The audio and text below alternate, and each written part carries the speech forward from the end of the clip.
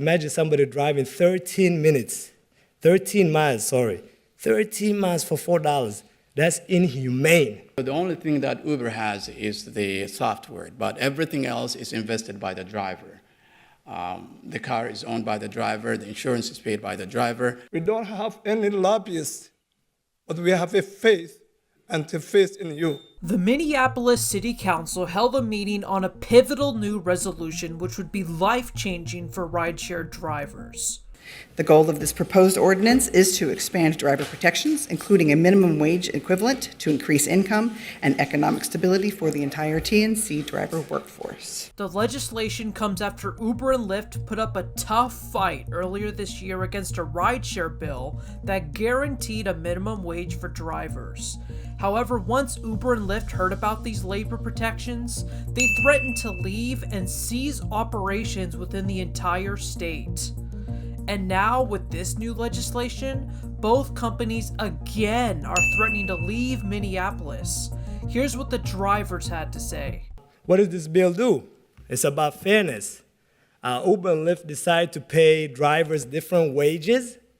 This regulation will eliminate that. It's going to make sure that everybody gets paid fair amount. So equal work, equal pay. That's what we're asking for. I've been driving for Uber for over 6 years. And what I want to talk about today, because it's unsafeness in the workplace as a woman. And I drive in New York, and I've never been so scared since I drive in the state of Minnesota. What we go through, and okay, we have drivers that passenger come into our car, they're very disrespectful. They threaten us, they talk down to us like we're not human beings.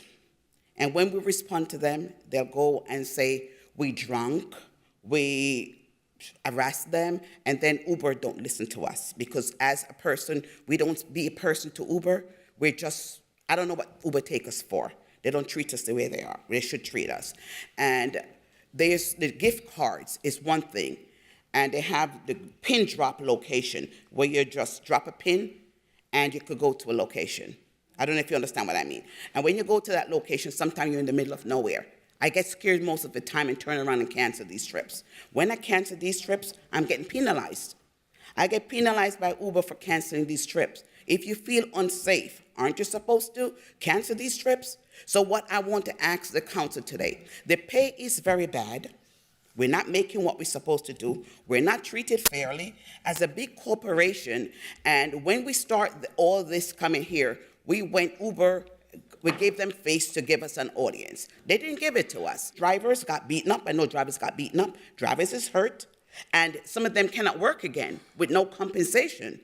How is that possible? You're working for a company and you're making money for them. You're supposed to be covered, and you're not. Also, drivers cannot pay their rent. Drivers getting their light turned off, can't buy food for their family.